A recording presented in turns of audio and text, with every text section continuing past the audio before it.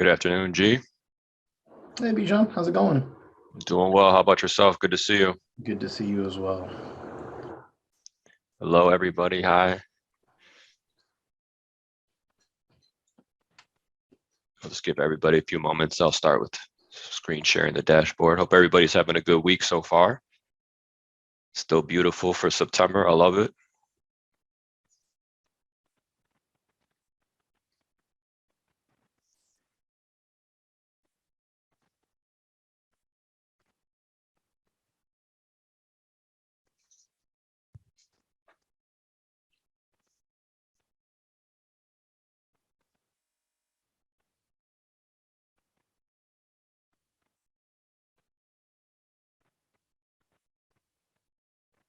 I'll give everybody a few minutes. We're still waiting for just a few people.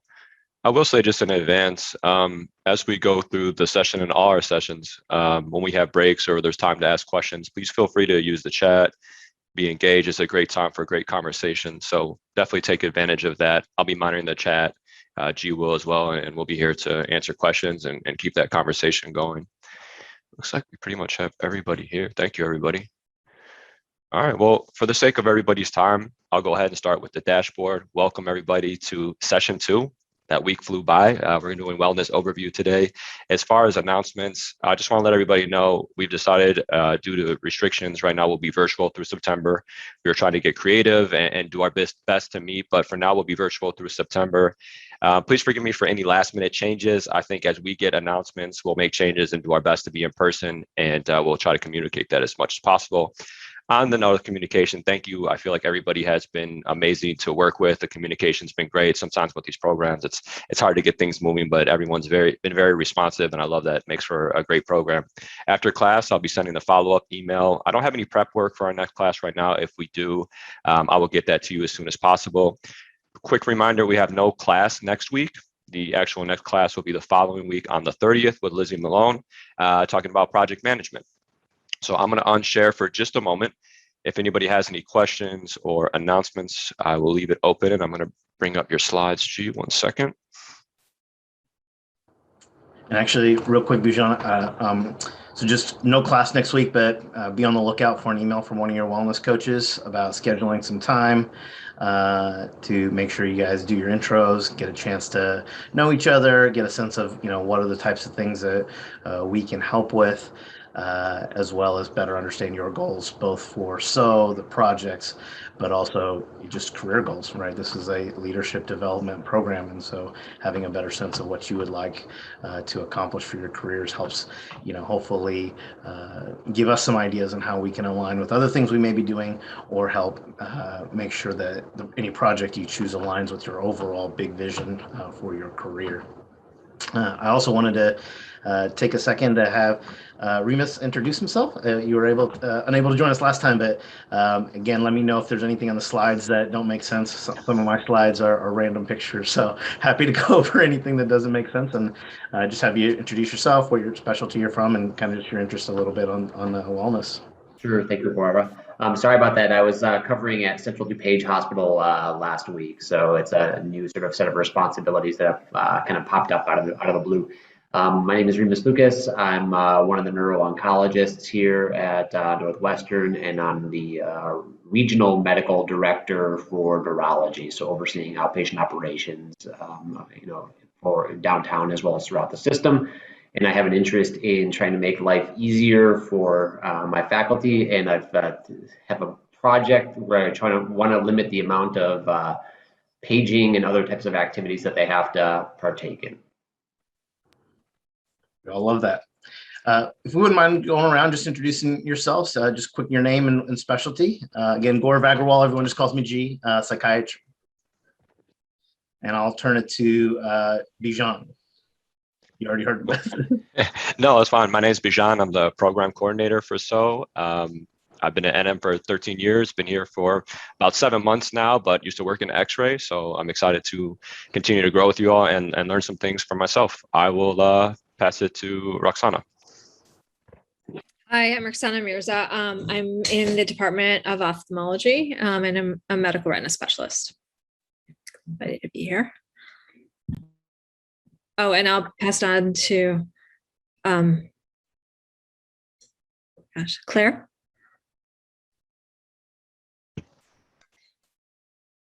Hi, everybody. Sorry, I was trying to get my video to start. My name is Claire Noten. I'm a program manager for Performance TCM. So I help Bijan kind of manage the project on the back, our program on the back end. So if you need anything, please let me know.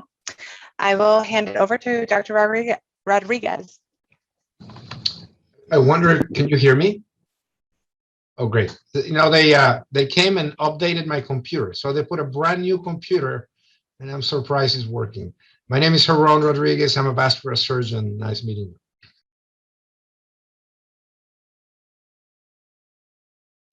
I can jump in just to keep things going. Oh, sorry. My name is Dr. Julia Vermillion. I'm one of the associate directors of the program, and I'm a palliative care physician.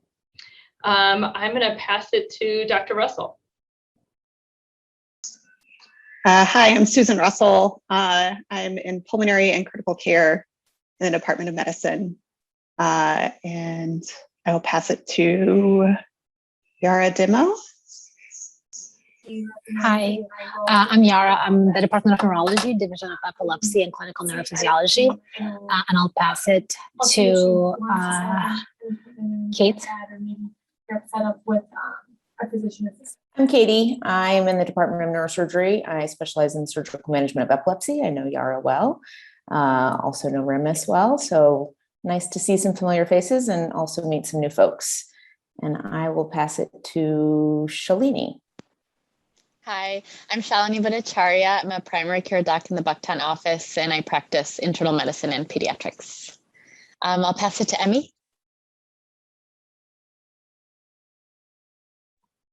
Hi, everybody. I'm Emmy Brett Schneider. I'm in the Department of OBGYN, and I'm a urogynecologist. I will pass it to, let's see, we have Richard.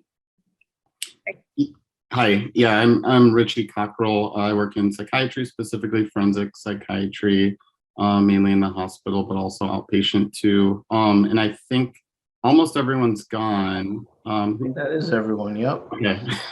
Thank you all. You know, obviously, when we're in person, getting to know each other is a huge part of it, and so that was a clever little excuse for me to have you all do that again. So, John Baylitz is the only other person not here yet. He's also part of our program, so hopefully he'll be joining us here shortly.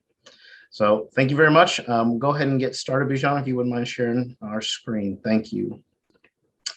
So, obviously, you know, one of the things that you'll notice about the curriculum is it's a little bit meta, in the sense that if you look at how it's organized, that's basically the steps that you will want to be thinking about and taking in that order as you do your project. And so if you ever find yourself going, I don't know how to do this, it's probably because you don't need to be doing it yet. We're not there yet. And so that's okay, right?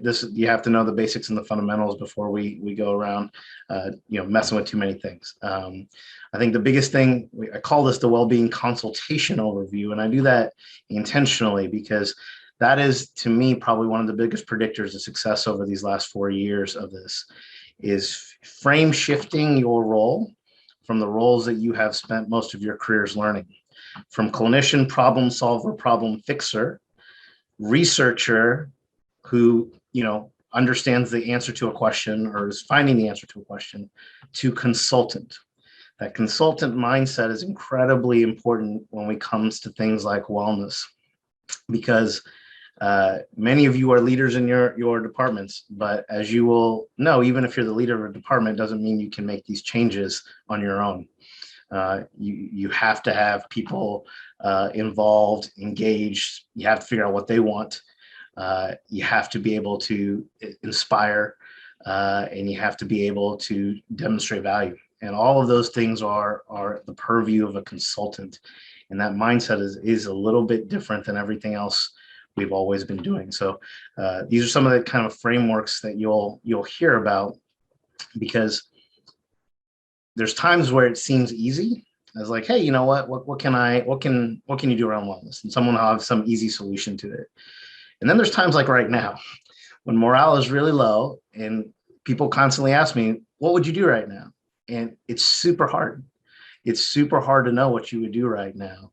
And it's overwhelming in some ways to think about all the things that aren't the way we want them. And so right now is when I come back to my home base. This is where the basics, the fundamentals, the frameworks are incredibly useful to help slow your brain down, to help continue to be systematic, and to help solve problems in a kind of one-by-one way. Otherwise, this idea of how can we make wellness happen in a healthcare system is too big, and it's very hard to know how to move forward. Next slide, please. So what we're going to do is just kind of go through some of those basics. What is it? What is this idea of burnout? Why it matters? What's an organizational consultation model for you to be thinking about? And kind of the first part of a consultation model is having your own framework about how you think about these things, how you organize information. And we're going to go through a couple of frameworks that are some options for, how you might want to think about solving problems. The thing with frameworks is all of our brains are different, and we organize information differently, and things make sense to us differently. I don't care which framework you use. It's just important that whichever one makes intuitive sense with you, that's the one I'd want you to spend time on, because you need that map in your head to slot information, right? As a psychiatrist, when people are talking, I'm listening, but I'm not really just kind of listening. I'm listening for certain information to slot into my framework for how I think about helping them in that framework. And so you have to have some map in your head so that when you're hearing your colleagues, when you're hearing your leadership, when you're looking around at what's going on societally, contextually, that all of that gets framed in your brain in certain places, so that you then know what are the next steps to take. Next slide, please. So kind of the first concept is really this idea of what is burnout. And many of you know it because you felt it, as you guys wrote about. But I do think it's important to know where it started, because it's actually not there anymore. And that may be for better or for worse. And that's probably a little bit of a discussion for another day. But really where it started was, it was a 3-part process. You needed all 3 parts. It was this idea of people in the caring industry. Only the caring industry historically could have burnout. That can be us, that can be other places in terms of caregivers, et cetera, that could experience it. You couldn't just be somebody at Facebook experiencing burnout. That's not how it worked. It was that in the process of caring, over time, you might feel and develop this idea of becoming emotionally exhausted. I've just got nothing else to give. I can't fill this person's needs. I can't be with this suffering any longer. And so once that happened, a defense mechanism for that was, I was going to depersonalize you. So in response to the exhaustion, I would then depersonalize, which just basically means I'm going to distance myself from the source of my exhaustion, right? If Shalini is hurting, if I know Shalini and Shalini is a person, it's different than if Shalini's the woman in room 5. The woman in room 5 doesn't hurt me. I don't get as invested in the woman in room 5. I've depersonalized her as the woman in room 5 rather than Shalini as a human being, as a person, as somebody I know and care about. So the defense to emotional exhaustion resulted in depersonalization. Obviously, the side effect of that defense mechanism is that the value we get in life is caring for another human being. And so now, as we have distanced ourselves from another human being, yes, we may be protecting ourselves from additional emotional exhaustion, but the price of that is I can no longer gain satisfaction or meaning or purpose for caring for Shalini. And I don't get that same bump for caring for the woman in room 5. And so over the course of time, the side effect of depersonalization is this sense of ineffectiveness. That what I do now doesn't really matter. It's not making a difference. I don't really feel like I'm being very efficacious. So it was a process, is the way burnout was addressed. Burnout was defined, I should say. Emotional exhaustion resulted in a protective mechanism, which then resulted in a side effect. Now, and we'll get into this more as you go through, is people measure it and report it in different ways. And some of those ways are sneaky. They're consultant ways. They're ways that increase prevalence, potentially artificially. Maybe not. That's debatable. But you'll see some people say, all we need is emotional exhaustion. If we're emotionally exhausted, we're burnt out. You don't even have to have the other two. Some people say you have to have emotional exhaustion and depersonalization. The reason for that, they say, is if you look at when patient care really starts to wane, is when we start depersonalizing people. That's when that's when our safety and errors, et cetera, increase. So we need both of those, because why we care deeply about burnout, as we'll talk about, is that there's a direct patient safety quality case to be made, and that case happens at depersonalization. Remus, do you have a question? Yeah. So thanks for that. One of the questions I have is, how do you balance that the negative aspects of depersonalization leading to ineffectiveness with the positive aspects? When I think about, Dr. Band or Dr. Rodriguez, it's got to be a lot easier to operate and not be flustered when it's a rectangle that's surrounded by blue coverings, as opposed to Mrs. So-and-so who you know and have developed a relationship with. How do those things kind of dovetail? I think that's fair. I guess for me, the way I would say it is two things. One is that rectangle is when they're operating. Presumably they know that person before and after that as well. So they still get the benefits and the care, but maybe when they're operating, again, I'm not a surgeon, so I don't want to speak for them on this. But number two is, for me, we can balance that, but I would say that if we look at it the way the model was initially described, I think our job is to go upstream, is to have Katie not be emotionally exhausted so that she can actually invest in that person and care about that person while still being able to detach in the way that she needs to be able to operate effectively. We can talk a little bit more about that, certainly, but I think that's a great question. And I do spend a lot of time thinking about, is exhaustion enough? Is depersonalization when I start to actually worry about my colleagues and say, hey, you know what, let's think about different ways that we can help kind of get you back from here, because I do think it does matter from a patient safety and care perspective. Okay. Yeah. Nick, Katie, I can just comment quickly. Yep. Yeah. Remus, your point is very astute, I think. For me, this is my first job out of my training. And there is such a thing I've learned as caring too much, which is really interesting. And I'm here, I introduced my tentative project idea as dealing with adverse events, which I have unfortunately had to deal with in the short 4 years I've been here. But one in particular was very challenging for me. But for me, and I'd be interested in Dr. Rodriguez's opinion, because he's been doing this a bit longer, but it's kind of finding the right balance between that human connection, but also that hole in the drape. You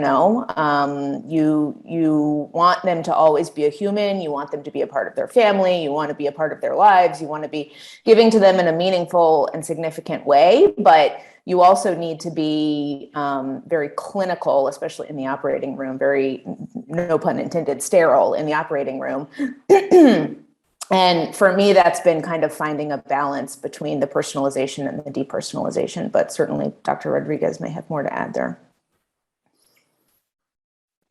It's really funny how in the operating room, we keep jumping in and out of two different roles. And, when you're doing the technical work, you're really concentrating on an artery or on an organ, and you're not thinking about the person.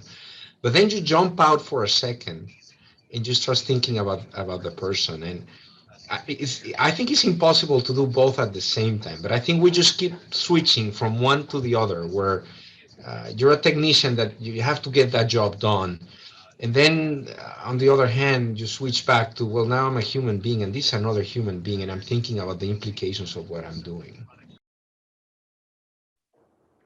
Thank you. Susan, I'm going to move forward, but Susan, one last comment. We can talk a little bit more offline. Sure. Do you want me to go or no? Yeah, please. I was just going to add that in critical care, we face the same thing because there's a lot of emphasis on understanding the patient's background and where they come from culturally, especially in the COVID environment.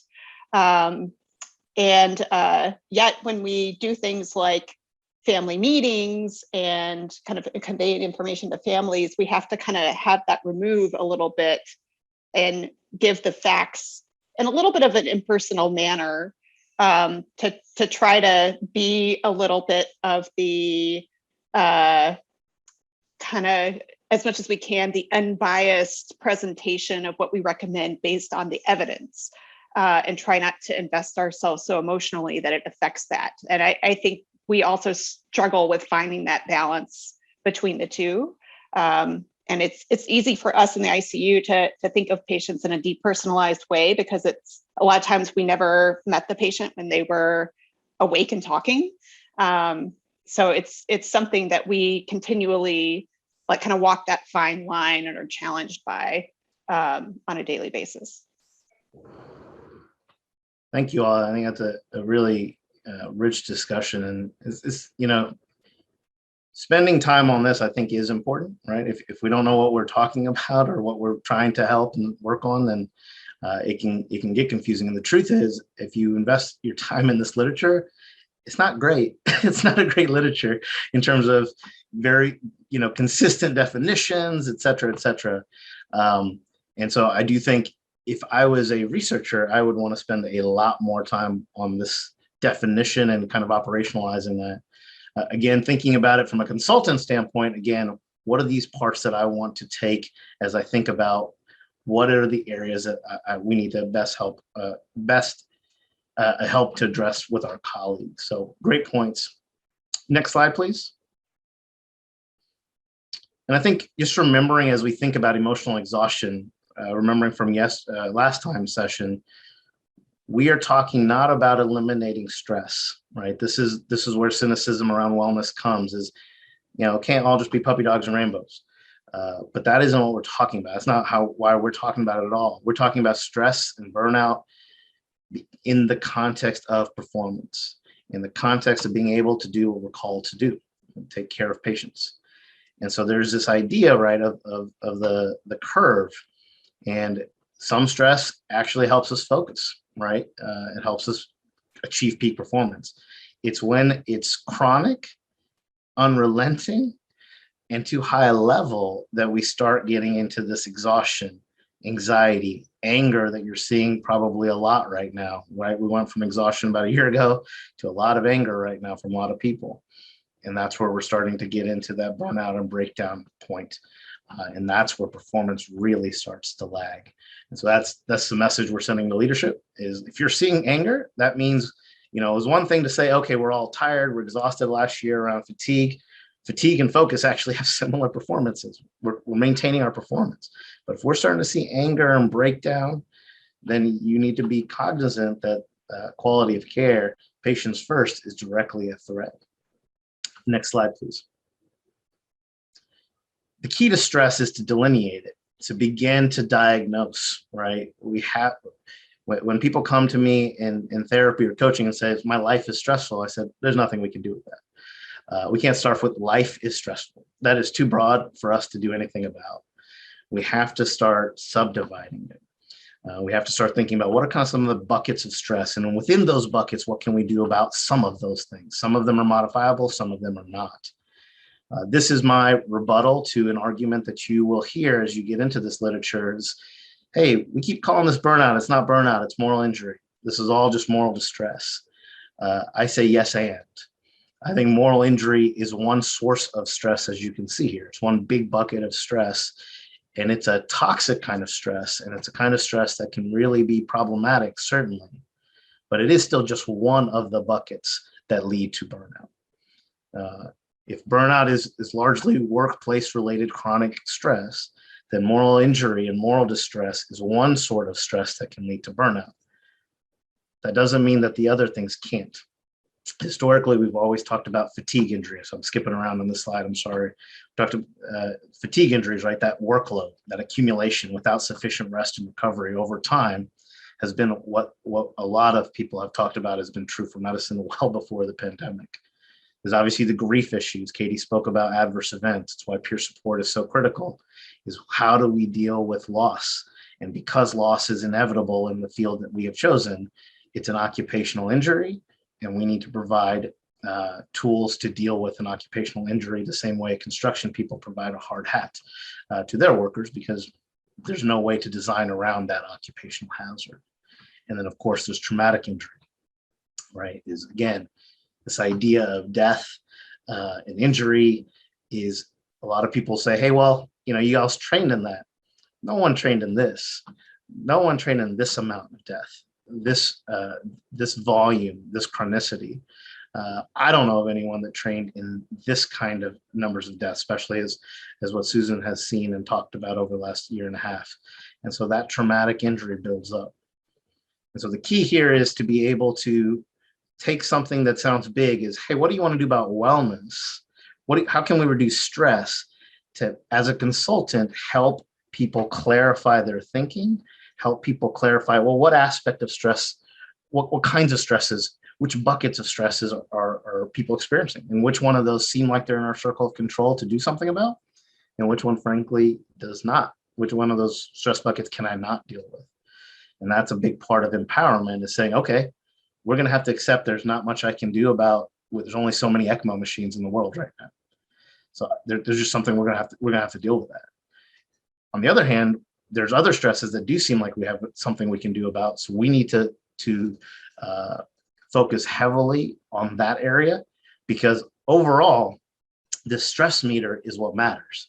It's not about which stress necessarily we have. It's what level of stress cumulatively we're experiencing.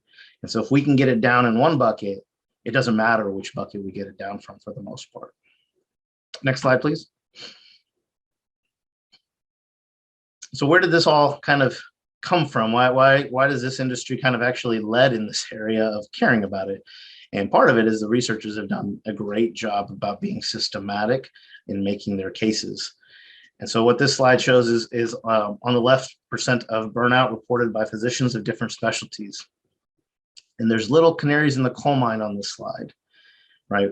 There's both intra-specialty differences that you're noticing, right? No matter what specialty you have besides ER, basically, there's about half of the people within that specialty that are not burnt out. But you're also seeing inter-specialty differences, right? Emergency medicine has a considerably higher burnout than psychiatry. We all went to med school. We're all kind of wired pretty similarly. So if there's such inter-specialty differences, there must be something in the way that those specialties work.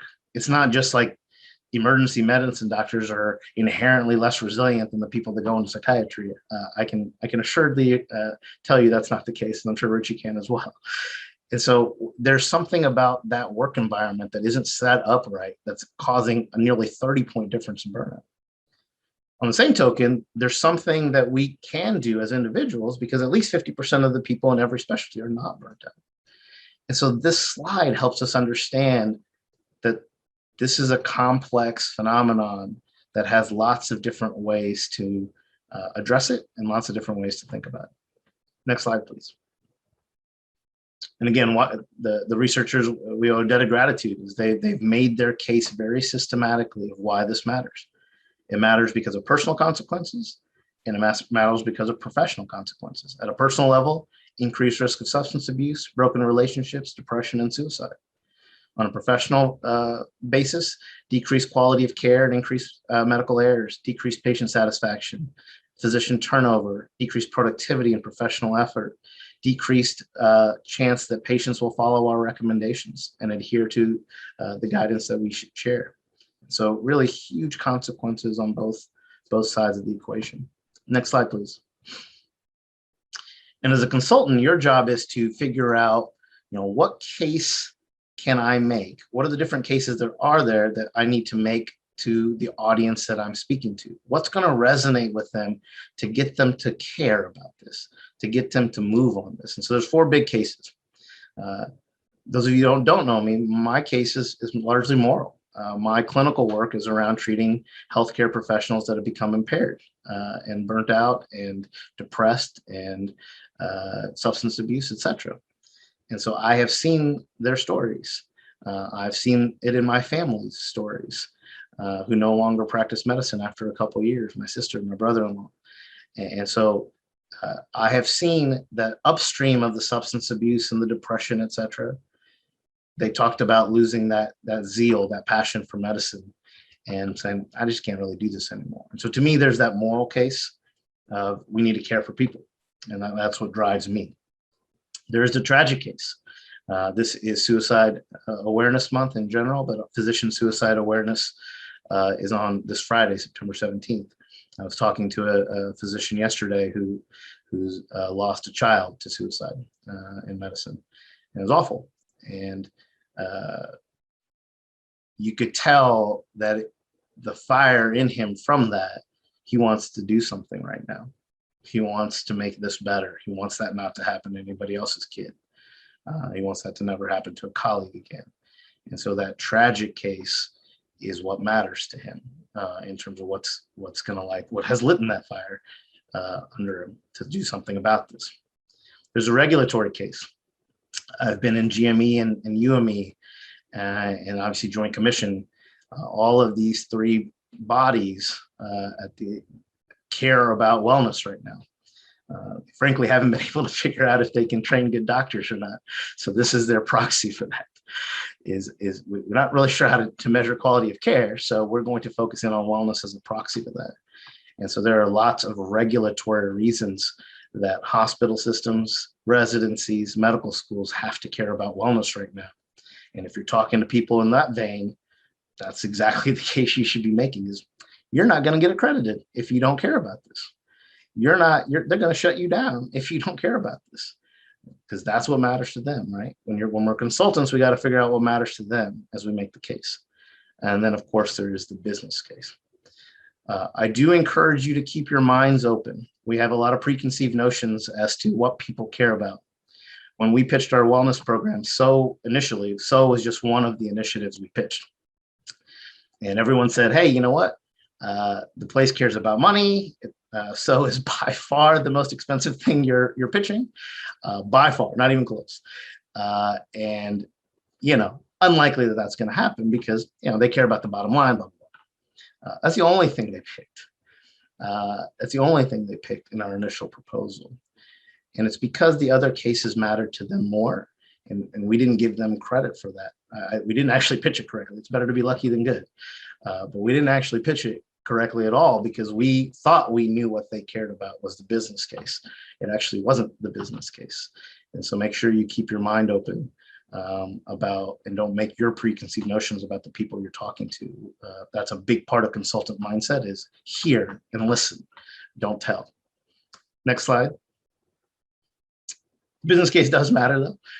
Trying to figure out how it matters and how it aligns with the organizational goals of patient first matter. And so, there's this triple aim out there that historically drove healthcare systems around our job is to improve patient care at lower costs and have better outcomes. And over time, the concept has become a part of the lexicon that you cannot achieve the triple aim unless you expand it to the quadruple aim and care about clinician well-being. And so that is the link between patients first and our mission is the quadruple aim. Is that if they care about those things for the triple aim, they can't achieve what they want without caring about what we want. And so that quadruple aim is our business case, if you will. Next slide, please. And that business case results in basically organizational viability. You're seeing it right now, right? Staffing is the biggest thing I hear all day, every day of my life right now. Staffing is not there. We can't recruit, we can't retain. We're having turnover. That impacts access to care. That impacts his productivity and revenue. We have regulatory and disciplinary issues. Obviously, the people I see are generally, by the time I see them, they're in trouble from their career perspectives, from legal perspectives, from malpractice perspectives, et cetera. And so, there's huge costs to all of those things. And obviously, quality and safety have made gigantic research contributions to how much they matter to an organization's viability. And certainly patient satisfaction is one of the markers that we all are judged on. Next slide, please. That case is true, but why I think there's urgency to that case is the concept of contagion, is that this stuff is contagious. And if the positivity rate, if you will, is too high in a community, we care about that because I'm more likely to get COVID if the positivity around me is high. It's the same thing with burnout. If the burnout rate gets too high, the positivity rate of burnout's too high, even if you are one of those 50% that don't usually get burned out, it starts to weigh on you. And that's my worry about right now. Systematically, is it feels high. And it feels like we're getting into tipping point spread zone, where lots of people that normally don't really actually get like this are like that too. And that's where we have to be really focused about stopping that spread, because once all of those matches are lit, our job is incredibly difficult, way, way harder than if we can prevent this single match, if you will, from lighting the other ones. Next slide, please. The plus side is happiness is also contagious. Satisfaction is also contagious. And so that's what you represent, is that if we can help you, you are the seed that stops the fire. You're the vaccination, if you will. We get enough of you all vaccinated, then the fire doesn't spread. And so through you as people, but also through you as projects, the idea is to seed everywhere in the hospital with people that are problem solvers, that don't get helpless and hopeless and cynical, that can see how we can make change. Next slide, please. So now we're going to just finish up last part here on the organizational consultation model, why frameworks matter, and some of the frameworks that I'd like for you to start thinking about and seeing which ones resonate with you. Next slide, please. So at its basics, this is not neurosurgery, Katie. This is pretty simple stuff, actually. The idea behind a consultation model of joy is ask them what matters to them, figure out how to help them with what matters by removing those impediments to joy in the workplace. All of us commit to being held accountable and doing our part to creating that joy in the workplace culture, using improvement science that you all will be learning about through this program around DMAIC to then get this outcome of professional fulfillment. Not super hard stuff, actually, at least on its basis. Next slide, please. And we simplify it, frankly, even further than that. Just remove the pebbles in people's shoes. That's really those little annoying things that make you have to stop your walk to get the damn thing out of your shoe, because otherwise it's just going to annoy the hell out of you on your walk. It's those little things like the printer. Why is my printer always out of paper? I don't even know how that's possible. I don't even print anything. Why does my computer always why do they change my computer around when no one told me about it and I don't know if I can log in today, right? How does this happen? These little things. People poo-poo these little things, but enough of these little things removed change everything. There's a concept in change management literature called the small wins. The small wins are what I ask you and encourage you to think about right now. What are the small wins you can do so that people can see hope again, that change is possible, that improvement is possible, that things can get a little bit better. Each of those small things doesn't sound like it'll do anything, but each one of those small wins has tremendously changed our culture even in 3 years. I know it doesn't feel necessarily like that totally sometimes, but I can't tell you how different it is than 3 years ago, just from 10 scholars a year. And so encourage you to think about that. We all want to do something big and bold, and they sound, that's the sexy stuff, but I promise you that the little pebbles will matter over time. Next slide, please. So let's think about, how do we do that? How do we recognize what is a pebble, what's a boulder, what's a mountain? Where should I be looking for these pebbles? And so that's what the frameworks really are designed to help you with.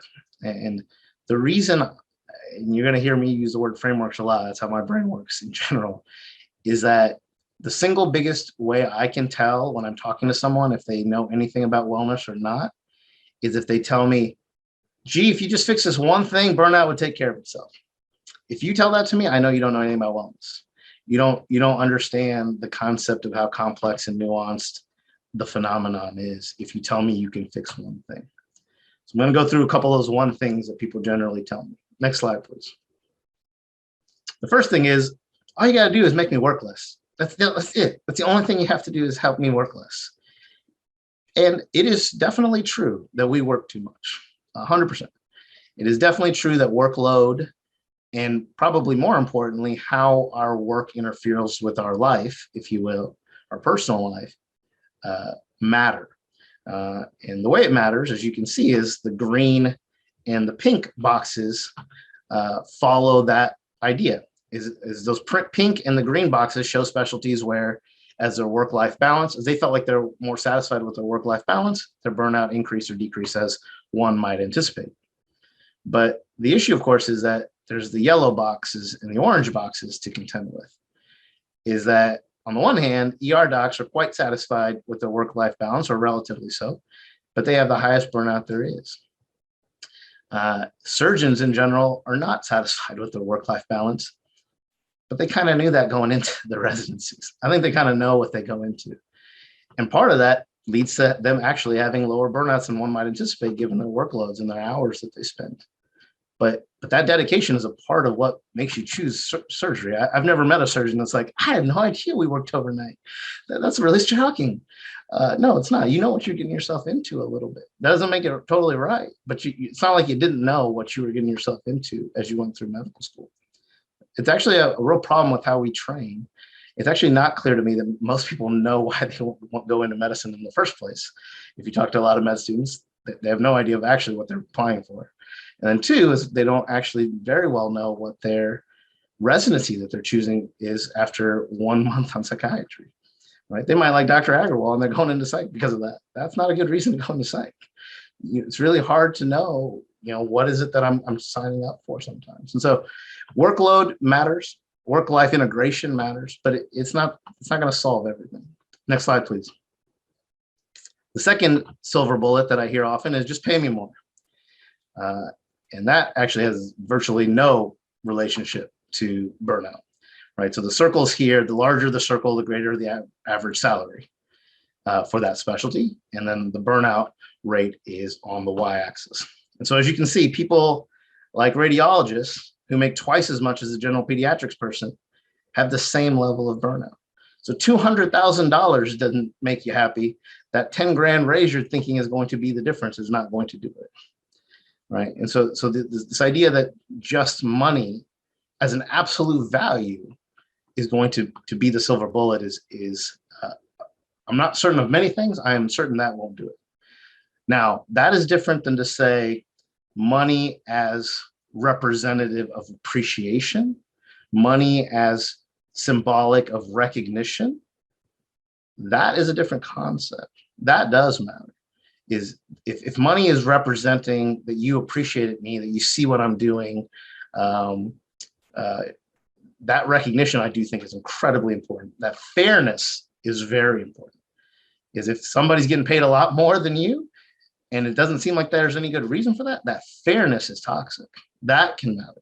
But the actual dollars, it is unclear to me that at the level of doctor compensation, it's going to matter. Next slide, please. The last one I usually hear is just blow up the EMR. Let's go back to the way it was, and that'll take care of all of it. The EMR is actually an interesting story, and Raj will give a great lecture on it down the road. But the ER's relationship with burnout is actually very complex. And if you look at this is a study that has basically 20,000 physicians, but huge healthcare systems and small healthcare systems that use Epic and use PowerChart. At most, it explains about 20% of the variance in burnout. And that is actually pretty high compared to this. The most current studies don't really show it mattering that much. Again, that's the Epic itself or Cerner itself. There's other parts of the EMR that matter.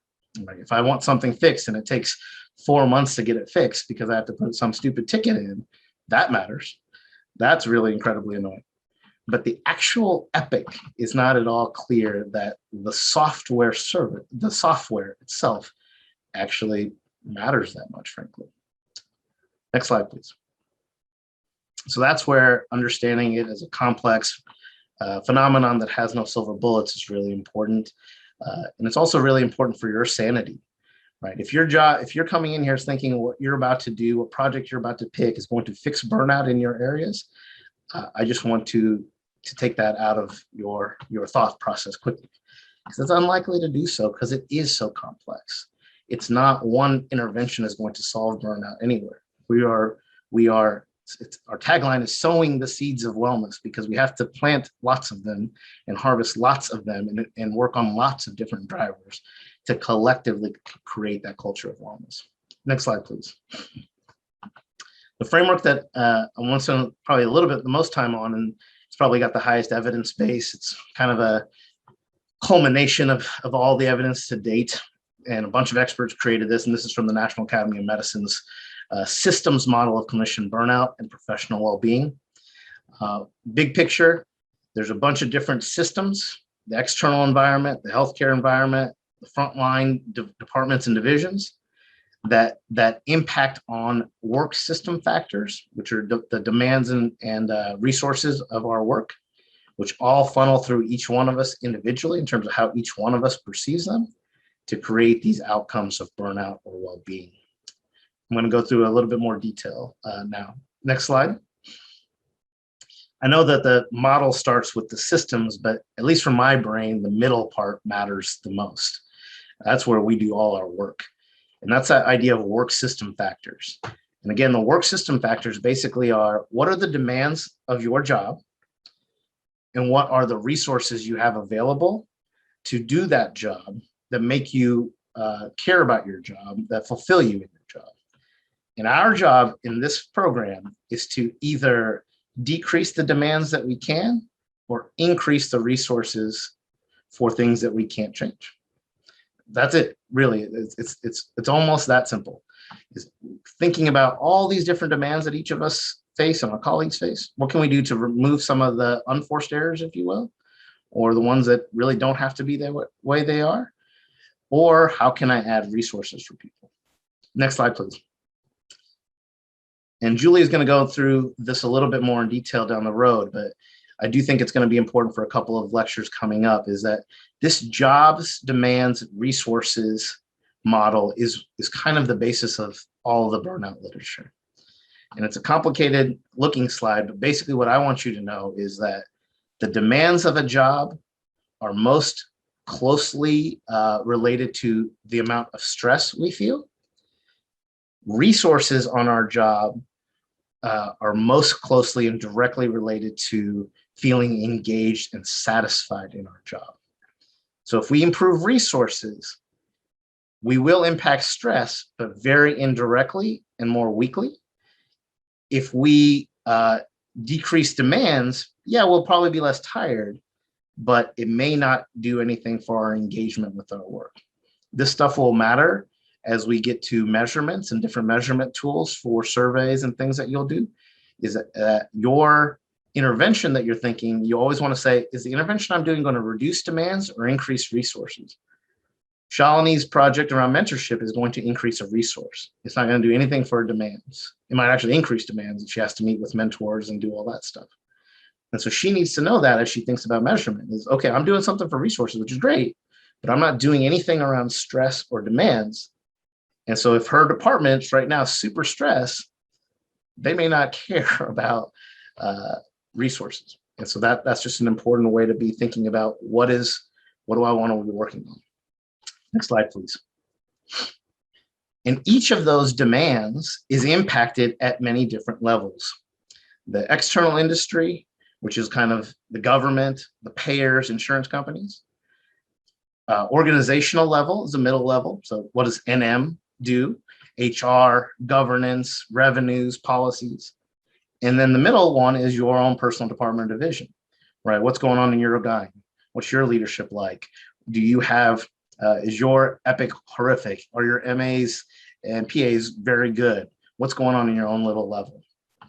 This is super critical to recognizing, okay, which drivers can I work on? And then, is this my problem or not? Is this within my circle of control or not? Right? I hear a lot of docs say, hey, I'd love to change pre-authorization with insurance companies. I was like, that's not in your circle of control. No individual doctor can change pre-authorization. Nobody. It's just not within that. It's not at that right system level. You're not at a system level where you can change that, at least directly, right? You can advocate with the AMA and the APA to talk to the payers and government to change that, but no individual doctor can do anything about that issue. And so figuring out what's in your circle of control, what system level is causing the problem at that driver, or causing some aspect of problem with that driver, is much better said, is really critical for you to, again, maintain your sanity and not go chasing something that you have no chance of making a difference on. Next slide, please. And then finally, all that filters down to the individual. This will be important, and we'll talk more about this, but remember that whatever you all do will make some people happy and some people less happy. I don't care what you do. It's going to make some people happier, and it's going to cause stress for other people. And because each of us filters all of these demands and resources in different ways, and different stuff matters to us.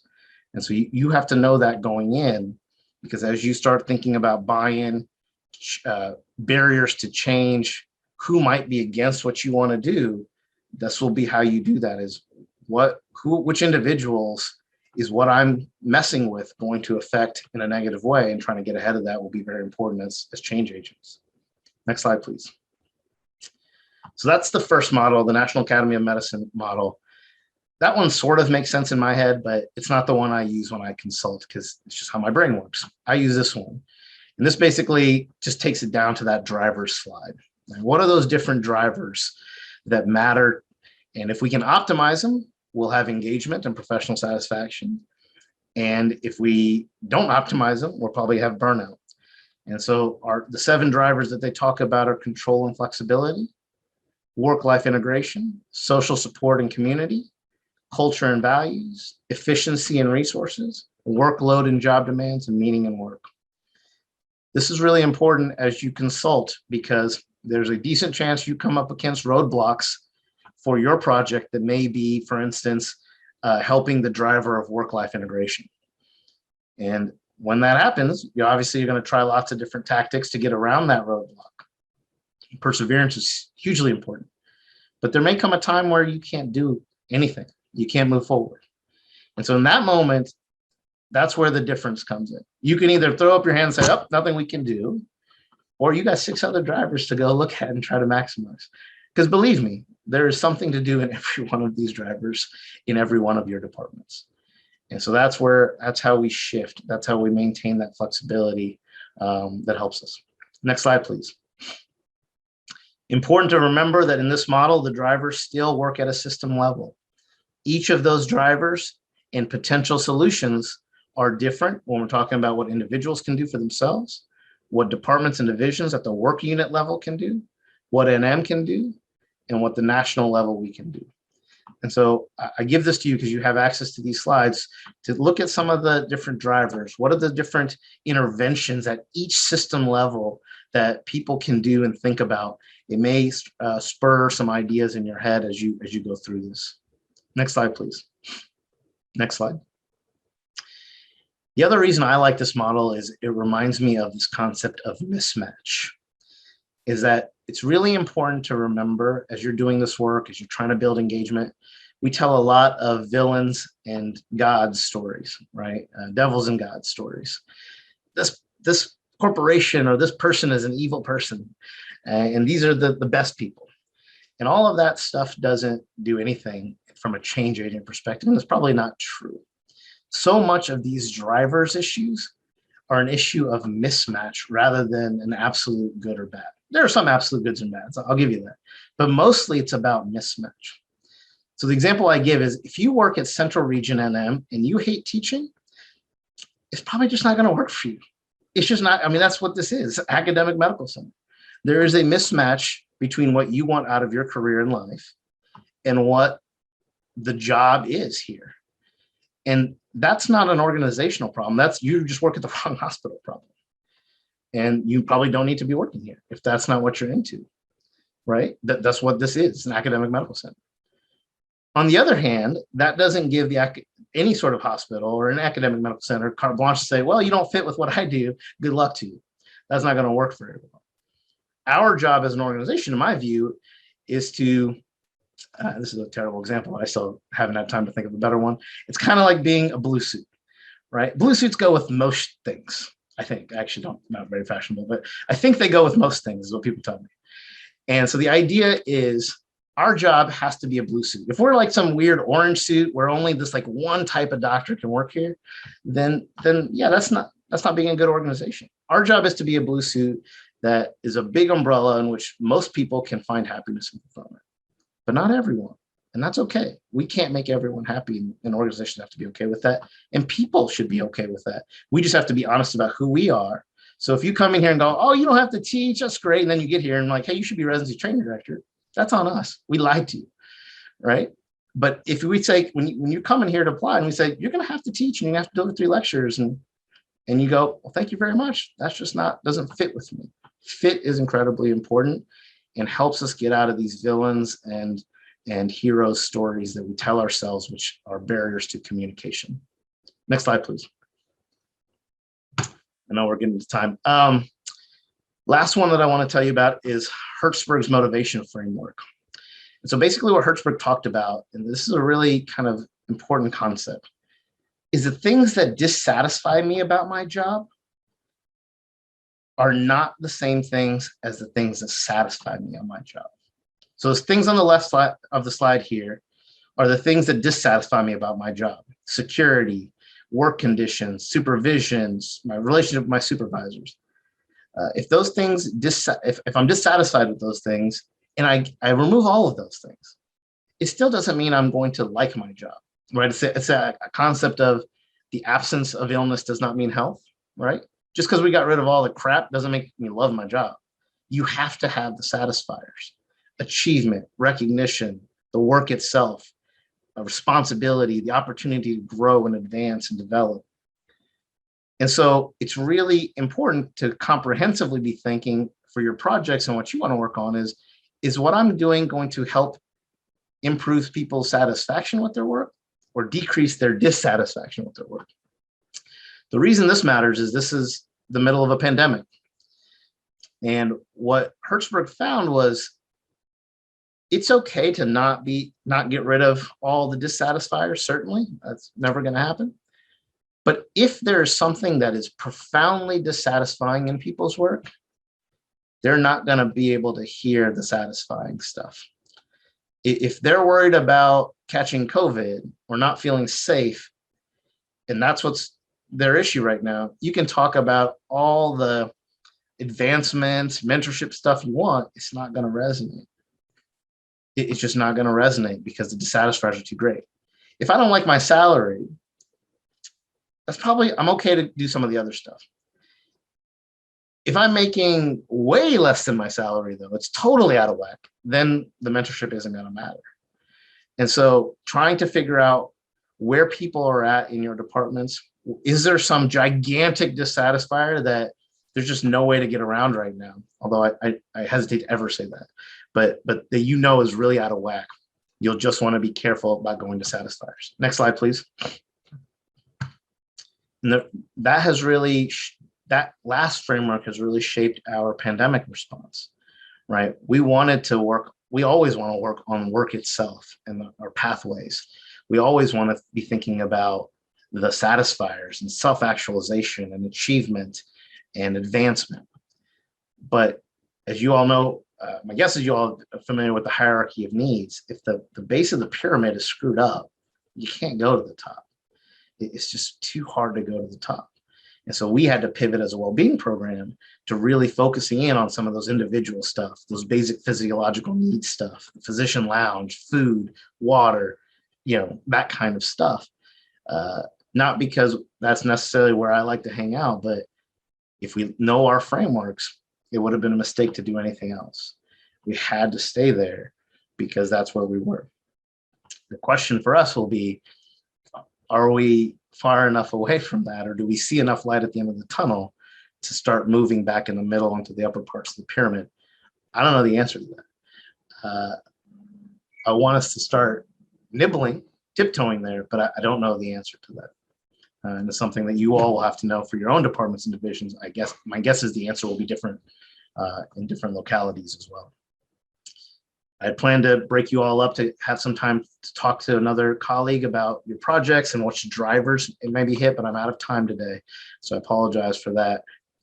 But I do want you to spend some time talking to your wellness coach about, what are the types of things I'm thinking, what are the types of things I'm seeing, which driver am I trying to address, what are the satisfiers and dissatisfiers in my program, in my local area that I want to work on that may impact the selection of the right project right now. We want to do everything we can on this front end to set you up for success rather than set you up for failure, right? Most of us are thinking about project implementation. You all came in with a project and you want to implement it. I'm encouraging you to step back and think about process improvement, not just implementing what you came in with, but going through the process of what's the right things to focus in on. I'm happy to stick around for a second. Any questions? But I understand if you need to run, feel free to do so as well.